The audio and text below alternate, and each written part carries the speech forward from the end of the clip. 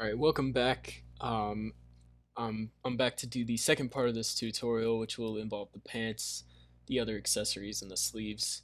Um, since I last left off, I actually put all these layers in a group, and I did add a curves layer to emphasize some of the highlights on the jersey, just to bring them out a little bit and add some more definition. Um, so that's what I did in between recordings.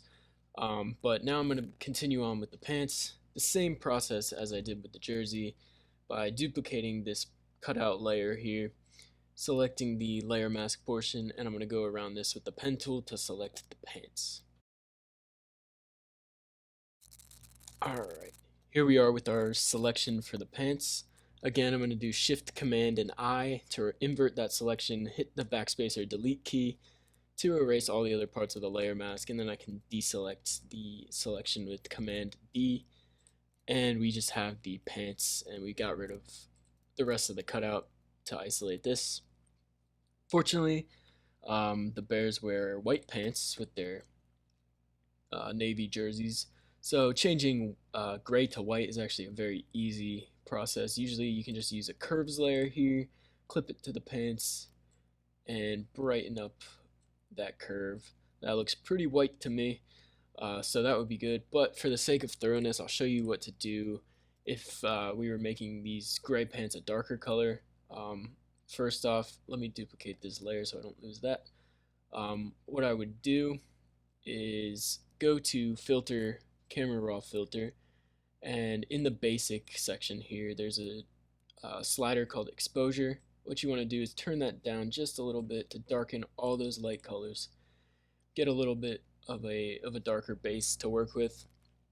And then I'm going to take a gradient map just like the one that we used for the jersey. I'm actually going to copy that one. I'm going to paste it on top of that and clip it to that layer.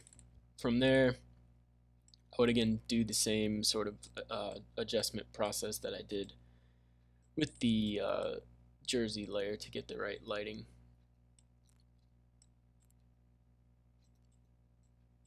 And there we go. Just for the sake of time, that's pretty much what I would do. You can do that with any color, of course, with the gradient map, and it works in the opposite too. If you have a very darker pant, you could use the exposure slider in Camera Raw to brighten that up, maybe reduce the noise a little bit, and use curves and gradient maps to make it a lighter color. But for the purposes of this swap, we don't need to do any of that. We just have our curves layer clipped to the pants layer, and that will be sufficient for now. Of course, we need to add stripes and the NFL crest as well as the Nike swoosh on the pants. Lucky for me, this image of Kevin White that I've been using has a perfect swoosh logo that I can use for this swap. So I'm going to take the pen tool, outline this, and place that on the pants. Doesn't have to be perfect. Duplicate that, bring it down here, and clip it to that layer. And let's get rid of the, where did I put the, oh no, here we go. Anyway, we're going to transform that just to line up with this other Nike swoosh, which will be in the same position. Of course, you could recolor this if you wanted to, but changing red to navy blue can be a little bit difficult. So I think just pasting that on there serves its purpose, and all I have to do is go underneath. I can either clone stamp it or I'll just brush it out to get rid of those red parts underneath. And there we go, we have the Nike swoosh. The harder part of this will be to get the NFL crest correct.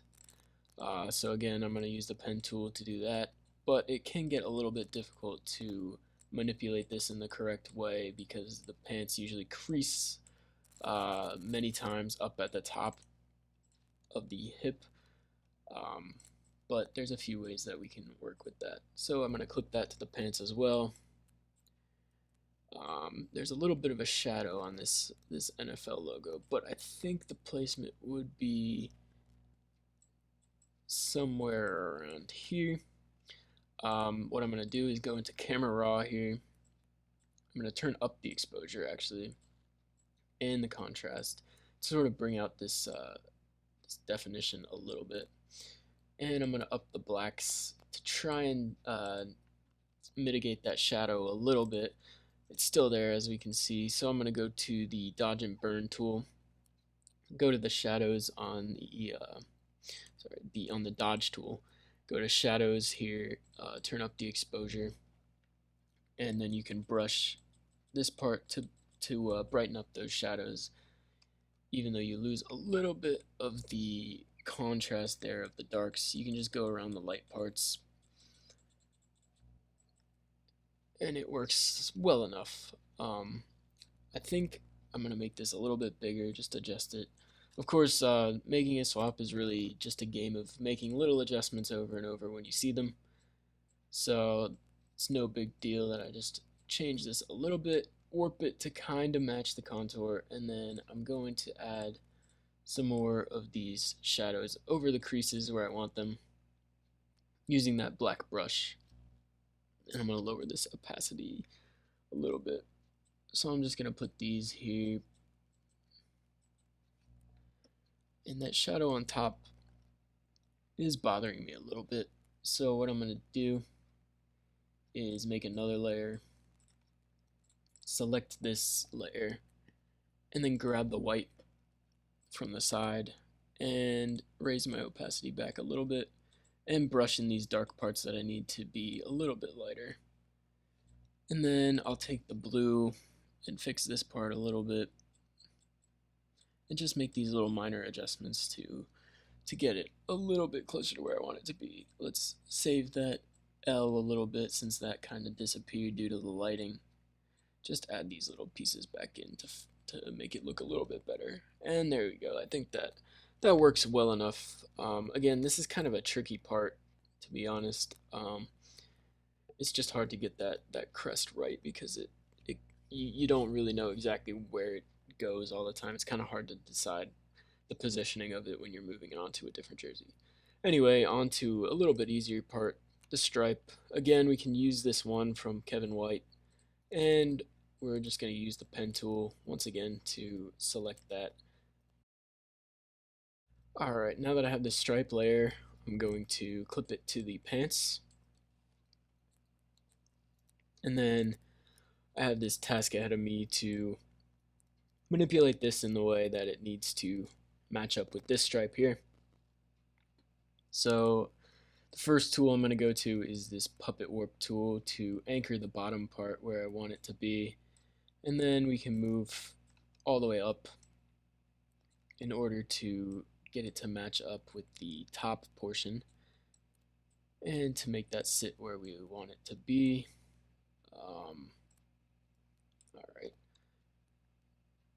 that's good. Of course, this looks a little weird right now because the lighting doesn't quite match. What I'm going to do to fix this is I'm going to take a curves layer here just on top of everything, clip it down. I'm going to move it down like that, and then I'm going to invert it by hitting Command I so that it doesn't show up. I'm going to select the stripe, take a brush, a white brush, make sure it's white. If nothing's happening, check and make sure that you're using a white brush, not a black brush. The opacity, probably set it to 70 or so. The flow is fine. And I'm just going to brush in these areas that need to be darker than they are on the original picture.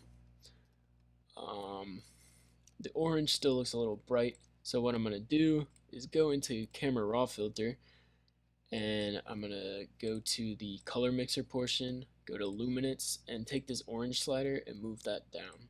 And as well as the yellow sometimes might impact that, or the red. But moving that down should help a little bit.